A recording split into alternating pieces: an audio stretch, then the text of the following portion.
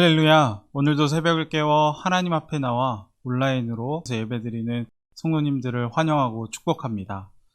제가 기도함으로 6월 21일 새벽 예배를 하나님 앞에 드리겠습니다. 기도하겠습니다. 하나님 감사합니다. 오늘 새벽을 깨워주시고 하루의 첫 시간을 하나님 앞에 나올 수 있게 해주심에 감사를 드립니다. 이 시간 오직 주님만 바라봄으로 갈급한 우리 마음 가운데 주님이 주시는 은혜를 충만히 더하여 주옵소서. 예수님의 이름으로 기도합니다. 아멘. 오늘 하나님께서 주신 말씀은 출애굽기 10장 1절에서 2절까지의 말씀입니다. 여호와께서 모세에게 이르시되 바로에게로 들어가라. 내가 그의 마음과 그의 신하들의 마음을 완강하게 함은 나의 표징을 그들 중에 보이기 위함이며 내게 내가 애굽에서 행한 일들 곧 내가 그들 가운데에서 행한 표징을 내 아들과 내 자신의 귀에 전하기 위함이라. 이는 내가 여호와인 줄을 알리라. 아멘. 오늘은 출애굽기 10장을 보며 함께 은혜를 나누도록 하겠습니다.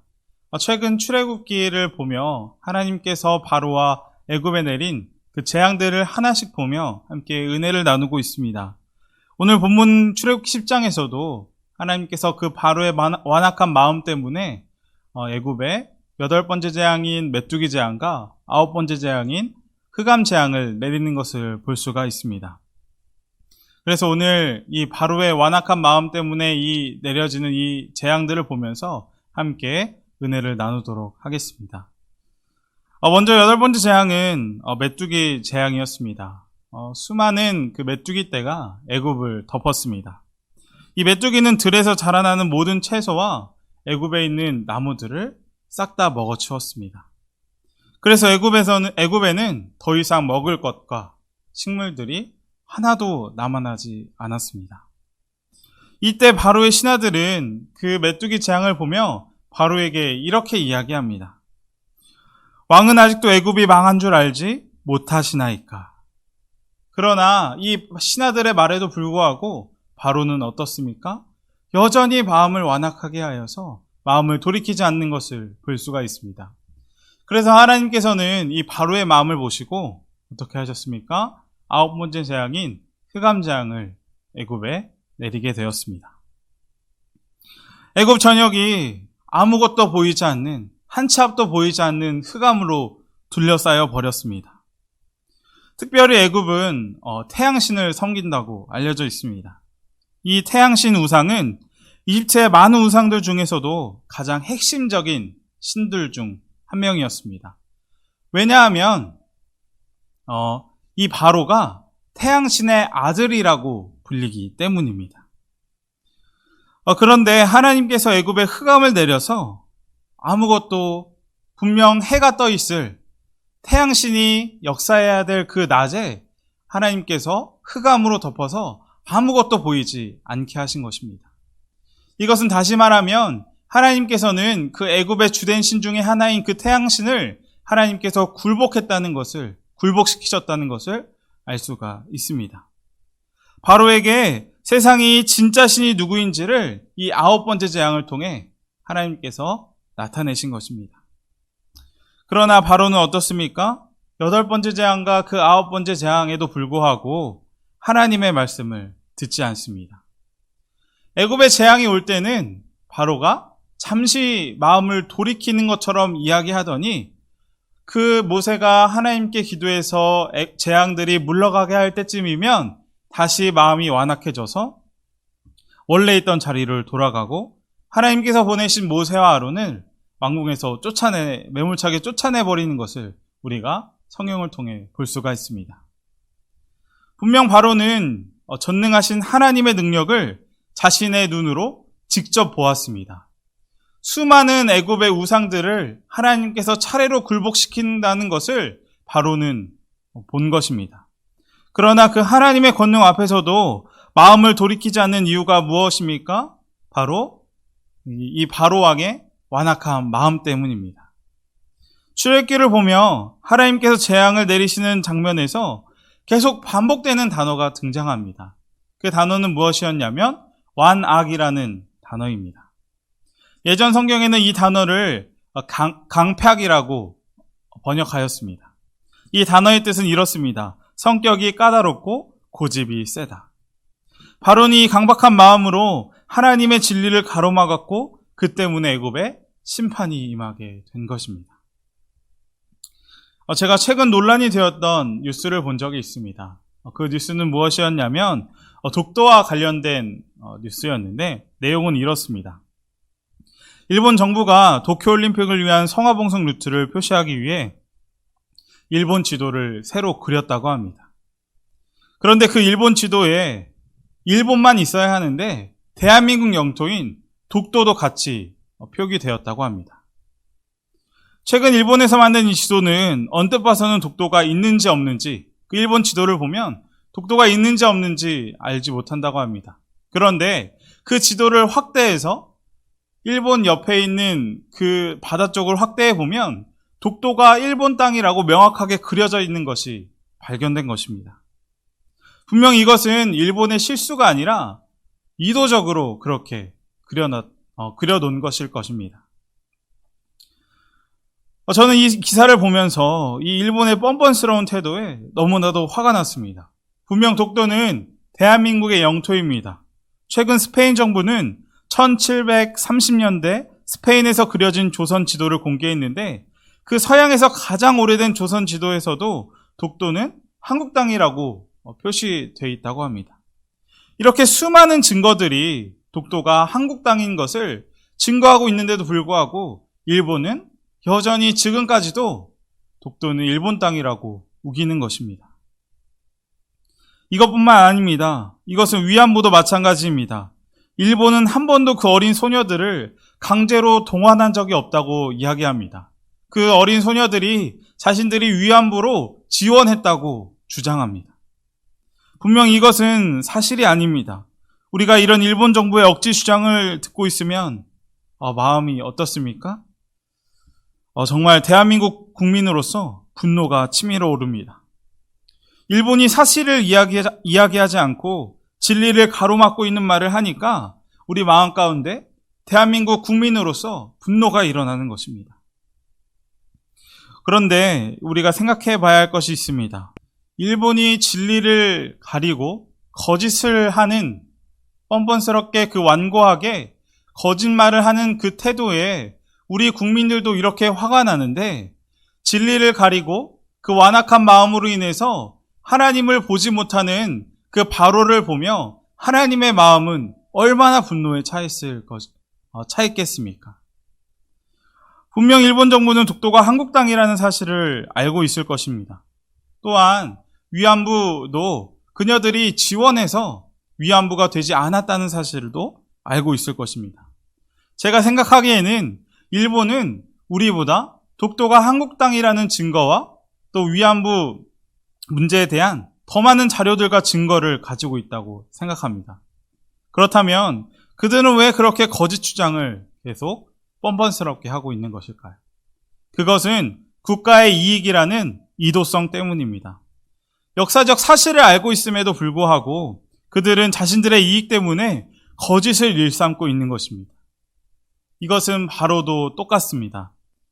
바로도 9번째 재앙까지 겪으면서 하나님이 어떤 분인지, 정말 하나님이 세상의 참신인 것을 확실하게 뼈저리게 느꼈을 것입니다.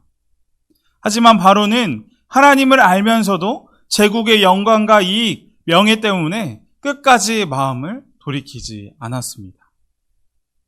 하나님을 알면서도 끝까지 죄를 짓는 것입니다.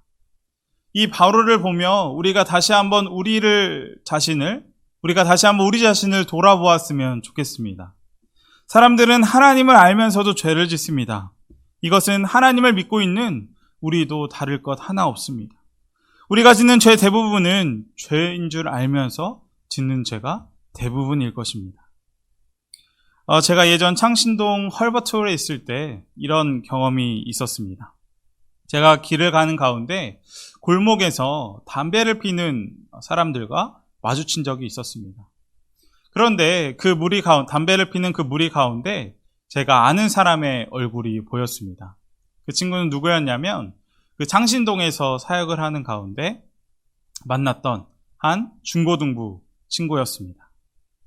그 친구가 저를 보자마자 당황해하며 갑자기 담배를 뒤로 숨겼습니다. 분명 자신이 잘못하고 있는 걸 알기 때문에 마음이 너무나도 찔렸기 때문에 그 담배를 숨겼을 것입니다. 그런데 제가 더 안타까웠던 것은 무엇이냐면 그 친구는 얼마 전 수련회를 다니면서 함께 기도도 하고 하나님 앞에 세상과 구별되겠다고 결단도 했던 친구였습니다. 그런데 담배를 끊어야겠다는 생각을 하면서도 교회에 올 때마다 마음이 갇히게 되면서도 니코틴 중독으로 인해 그 담배를 끊을 수 없었던 것입니다. 이것을 보면서 제가 참 마음이 아팠지만 다른 한편으로는 제 자신을 다시 돌아보게 되었습니다. 우리도 하나님을 믿고 있지만 때로는 이 정도는 괜찮겠지, 이건 어쩔 수 없었어라며 죄를 합리화할 때가 너무나도 많이 있습니다. 하나님을 믿지만 마음에 죄를 품으면 그 순간 하나님은 보이지 않게 되고 하나님이 계시지 않는 것처럼 하나님을 부인하는 사람처럼 행동할 때가 있는 것 같습니다. 이것이 바로 인간의 우리 자신의 실상이 아닐까 싶습니다. 하나님을 알아도 끝까지 돌이키지 않는 것은 오늘 본문의 바로도 마찬가지였습니다. 바로는 9번째 재앙까지 겪으며 하나님에 대해 알고도 마음을 강팍하고 완악하게 하여서 하나님의 말씀을 듣지 않았습니다. 그리고 이스라엘 백성들을 애굽에서 나가지 못하도록 하였습니다. 그래서 하나님은 그 완악한 바로에게 심판을 내리시는 것을 우리가 보게 되는 것입니다. 그런데 성경을 읽다 보면 이 완악에 대해서 의문점이 드는 성경 구절을 우리가 발견하게 됩니다. 그 구절은 어떤 구절이냐면 이 구절입니다. 하나님께서 바로의 마음을 완강하게 하셨다, 완악하게 하셨다라는 구절들입니다. 사실 바로가 스스로 자기의 마음을 완악하게 했다는 것은 별로 큰 문제가 되지 않습니다. 그것은 당연한 말처럼 들립니다. 그러나 하나님께서 바로의 마음을 완악하게 만들었다는 것은 우리에게 참 난해한 구절입니다. 분명 하나님께서는 모세를 보내서 이스라엘 백성들을 애굽에서 탈출시키려고 하고 계십니다. 그래서 모세를 부르시고 이스라엘의 지도자로 그 모세를 세우셨습니다. 그런데 다른 한편으로 하나님께서 바로의 마음을 완악하게 하신다는 것은, 완악하게 만들고 계신다는 것은 너무나도 이해가 되지 않는 부분입니다. 만일 하나님께서 바로 속에 교만함이라는 마음을 일부러 집어넣어서 바로가 하나님으로 인해 교만하게 되어 심판을 받게 되었다고 한다면 바로는 하나님께 이용만 당하게 되는 꼴입니다. 그리고 이렇게 보면 하나님께서 바로와 애굽에 심판하는 그 자체가 정당하지 않은 심판이 될 것입니다. 그렇다면 성경에서 말하는 하나님께서 바로의 마음을 완악하게 하셨다는 것은 무슨 뜻일까요? 먼저 이 답을 찾기 위해서는 하나님의 섭리와 인간의 자유의지에 대해서 우리가 기억해야 합니다.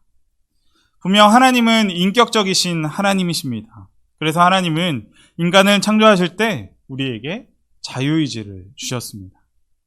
만약 하나님께서 우리에게 자유의지를 주지 않았다면 우리는 하나님 명령에만 따라 움직이는 로봇과도 같은 존재였을 뿐일 것입니다. 하지만 하나님께서는 우리에게 자유의지를 주셨고 자유의지를 가진 인간에게 사랑을 강요하거나 어떤 악을 강요하시지 않습니다. 우리의 마음을 하나님께서 마음대로 조종하지 않는다는 것입니다. 그래서 하나님은 우리에게 사랑을 강요하지 않기 때문에 하나님은 죄인된 우리에게 사랑을 보이시고 죄인인 우리가 하나님의 사랑을 확실하게 보고 배우고 또한 이제 사랑하는 존재로 바뀌게 될 수 있도록 예수님을 이 땅에 보내주신 것입니다. 마찬가지로 하나님은 누구에게도 악을 강요하지 않습니다.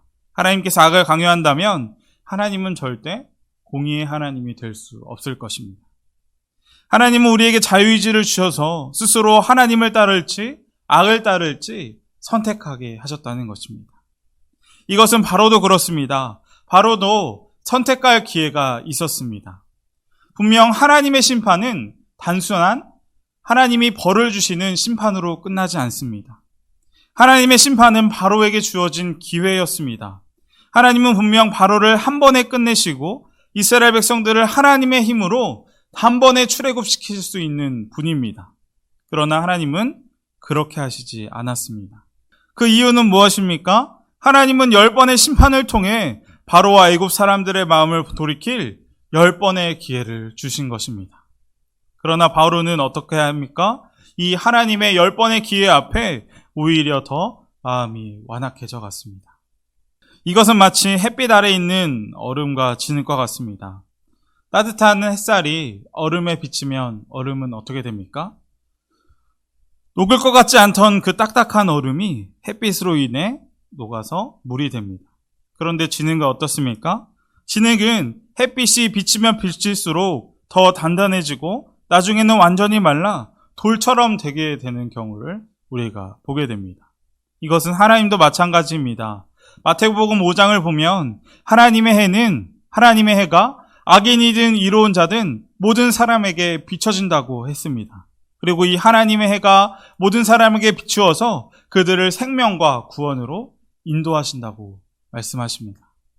그러나 바로는 진흙이 햇빛을 받을수록 더 굳어지는 것처럼 하나님의 빛이 비춰지는데도 불구하고 더 딱딱해지고 완고해지만 간 것입니다. 이렇게 볼 때 바로의 마음이 완고해진 것은 하나님 때문이 아닌 것을 알 수가 있습니다. 애굽에 나타난 재앙은 바로에 대한 심판이었으며 그 책임은 완악했던 바로에게 있습니다. 하나님께서는 이미 완악해진 바로의 마음을 더 완악하게 만든 것이 아니라 그냥 내버려 두신 것 뿐입니다. 분명 바로의 마음, 부드러웠던 마음을 억지로 완악하게 한 것이 아니라는 것입니다.